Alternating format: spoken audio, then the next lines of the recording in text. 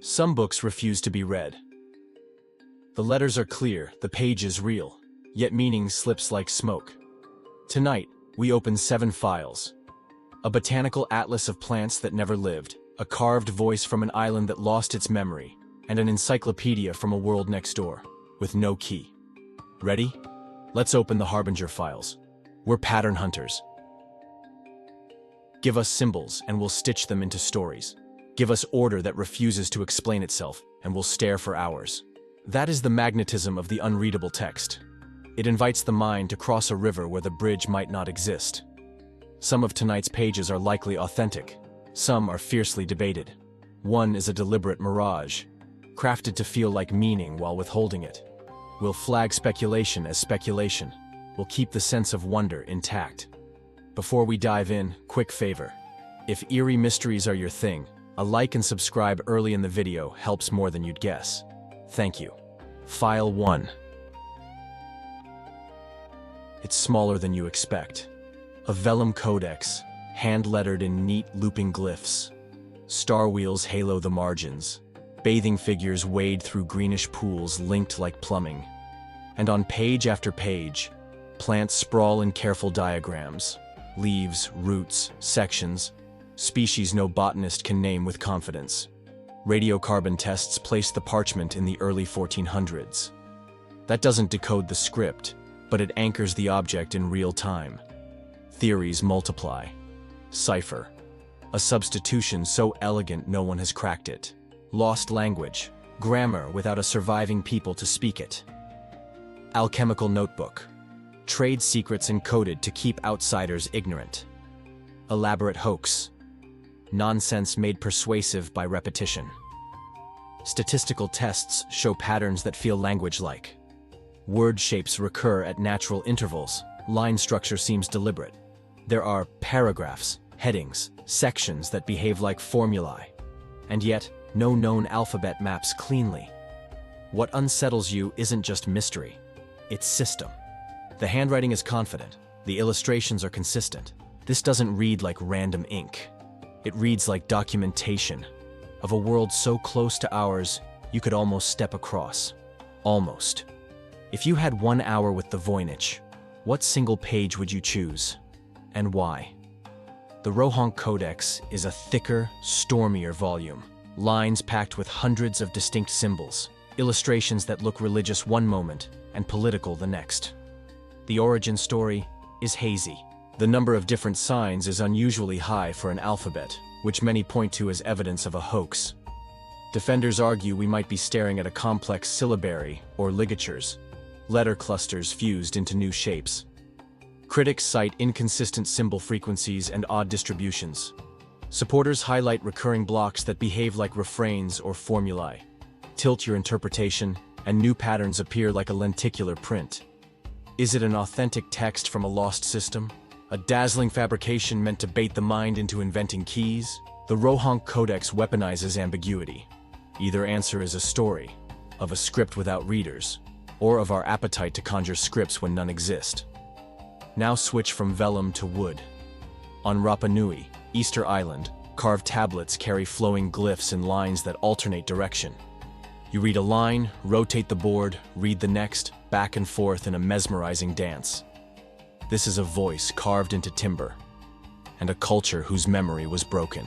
Colonial disruption, disease, forced conversions, and the blunt machinery of empire shattered the chain of transmission. The last living readers vanished before their knowledge was recorded. Researchers can map repetition, cluster symbols, and propose categories, names, counts, genealogies, chants. But without a bilingual anchor, hypotheses cannot harden into translation. What haunts most about Rongorongo isn't impossibility. It's silence. We don't just lack a key. We lost the chorus who once sang these lines aloud. If a single bilingual line appeared tomorrow on a newly found tablet, 2 sentences with a proper name, how fast do you think the script would fall? At last, something almost readable. The Liber Linteus is the longest Etruscan text we have, written on linen that once wrapped a mummy in Egypt. Etruscan isn't unknown. Letters can be sounded out. Grammatical shapes are familiar. Certain words are anchored by context. The text itself appears ritual and calendrical. Days, offerings, invocations, regulations of sacred time. You can feel the cadence, formal openings, repeated structures, the rhythm of a practiced liturgy. But almost readable is its own uncanny valley. You can hear the voice behind the glass, clear enough to know it's human, muffled enough that the message never fully arrives. It is a reminder that partial knowledge can be creepier than ignorance. You are close enough to sense duty, fear, hope, too far to know to whom they were addressed. A clay disc, stamped, not carved, in a spiral of repeating pictograms. Tiny heads, plumes, tools, abstract forms. It looks like a printing experiment far ahead of its time. Reusable stamps pressed into wet clay, standardized symbols mass-produced by hand. We can count signs, track sequences, and cluster likely words. But translation is a machine that needs friction. With a single artifact, there's no parallel text to compare, no proper names to anchor guesses, no second sample to prove a pattern across contexts. Is it a hymn? A list? A ritual wheel spun by hand as the lines are chanted? Decipherment thrives on two things this disc withholds: volume of text and a bridge. Without them, the Phaistos Disc is a bottle out of tide, whispering from a shoreline you can see, but cannot reach. Time for the twist. The Codex Serafinianus is not ancient at all. It is a modern encyclopedia of an impossible world. Plants become animals mid-growth. Objects obey unfamiliar physics. Diagrams are neat and precise, annotated in a flowing alphabet that maps to no tongue. The author has said the quiet part aloud. There is no key. The script does not translate.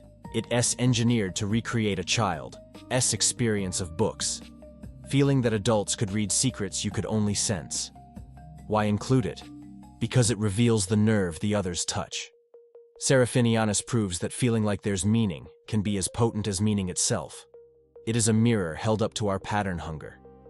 If this deliberate mirage can haunt us, how much more can an authentic silence? Does knowing it's unsolvable by design make it less unsettling? Or more? If unreadable texts are a locked door, what picks the lock? 3 tools. Data. Lots of text. Enough to model symbol frequencies, word boundaries, and repetitions that point to grammar instead of decoration. A page is a gust. A library is a wind. Context. Artifacts and culture to ground guesses. Calendars, coin legends, names of kings. If you suspect a line is a date formula, you can test it across tablets. If a symbol appears where numbers should, count with it. A bridge. The dream of a bilingual text. The Rosetta-style crossover. When a name repeats in 2 scripts, the river suddenly has a plank. Many of tonight's texts falter because they lack one or more of these. The Voynich has data but no bridge. Rongorongo has beauty and pattern but lost its living context. Phaistos is alone, a single voice without a choir. Rohonc may be a script, or an echo chamber we built for ourselves. None of that means impossible. It means waiting. Time is heavy. Memory is fragile. Keys sometimes arrive centuries late. So which page worked on you the hardest? The Voynich plant that never grew? The linen prayer you can almost hear? The stamped spiral that says everything and nothing? Or the encyclopedia that proves we can be haunted by a mystery even when we know it as a trick? Tell me in the comments which file we should open next. We are torn between impossible maps, charts that seem to know coasts before sailors did, and cursed libraries, collections that burned, vanished, or hid themselves. If the unknown pulls you in, subscribe and ring the bell. It genuinely helps keep this archive alive. And drop a theory. If you can convince me you've cracked one line of any text tonight, I'll pin your comment and feature it in the next episode. This was Harbinger Files. The unreadable isn't empty. It's a room we haven't entered yet. See you on the other side of the page.